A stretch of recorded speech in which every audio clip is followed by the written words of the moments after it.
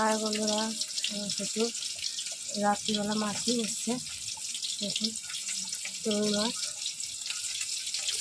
মাছটা ভাজছি কচু দিয়ে আলু দিয়ে বানাবো।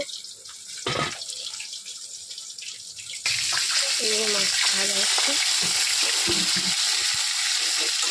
ভালো করে মাছ ভালো করে ভেজে নিতে হবে। তাহলে নরম মাছটা আর এদিকে ভাত হচ্ছে, একদিকে ভাত বেশি দিচ্ছে, একদিকে মাছ হচ্ছে। বাপি গানে গেছিলো, বাপি মানে আমার শ্বশুরকে বাপি বলি। তা সারাদিন ভাত খাওয়া হয়নি, বললাম একটু ভাত বসা। ছোটো ছোটো কচুগুলো এরকম করে কেটে নিয়েছি, আলুগুলো লম্বা করে কেটে নিয়েছি। দেবো পেঁয়াজ একটা কেটে নিয়েছি ঝিরিঝিরি করে, একটু টমেটো আর একটু মশলা বানিয়ে নিলাম মিক্স। এতে দিয়েছি ধনে গুঁড়ো, জিরে গুঁড়ো, হলুদ, লঙ্কার গুঁড়ো দিয়ে একটা পেস্ট বানিয়ে নিয়েছি। এতে একটু ফোড়ন দেবো, শুকনো লঙ্কা, গোটা গরম আর কি এলাচ, তেজপাতা, জিরে, কালো জিরে।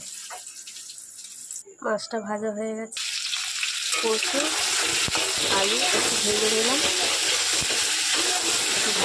একটু কচুটা হওয়ার পরে একটু ভেজে নিলে ভালো হয়। কচুটা ভেজে নিলাম, আলুটা কচু আলু ভাজার সময় একটু নুন দিয়ে দিলাম, ভাজাটা একটু ভালো হয়। সামান্য একটু হলুদ দিয়েছি, দিলে রঙটা ভালো লাগে দেখতে। এই লাল লাল করে ভেজে নিয়েছি। কচু আলুটা তুলে নেবো, সামান্য একটু তেল দিয়ে দিলাম, তেলটা গরম হলো, এতে ফোড়নগুলো দিয়ে দিলাম, পেঁয়াজটা দিয়ে দিলাম,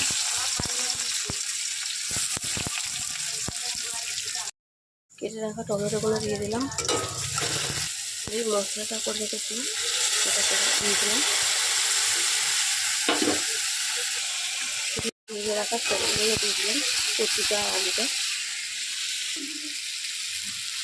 সামান্য একটু জল দিয়ে দিলাম, আগে নুন দিয়েছিলাম, আবার একটু দিলাম, জল গরম করেছিলাম, একটু গরম জল দিলাম। সবসময় একটু জল গরম করে তরকারিটা দেবেন, তরকারিটা টেস্টি আলাদা হয়। দেখুন ঝোলের কালারটা সুন্দর।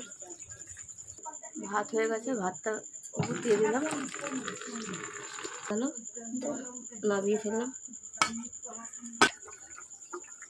আলুটা কচুটা একটু সেদ্ধ হয়ে গেছে, মাছটা দিয়ে দিলাম।